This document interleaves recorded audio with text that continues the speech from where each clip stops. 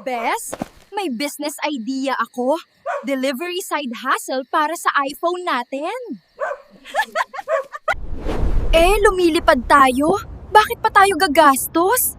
Walang traffic! Walang gas! Oh, ang bilis ng kita! Parcel, COD o GCash para sa iPhone namin. Wait, Bes. Parang may aray ko. Teka lang, buho ko to, hindi antena. Delivery with free kuryente.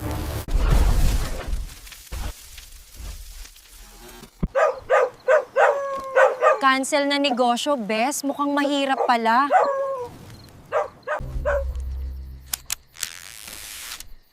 Selfie na lang, malinaw pa yung flash kaysa sa mukha natin. Hindi lahat ng easy money safe. Bes, follow sa susunod naming kalokohan.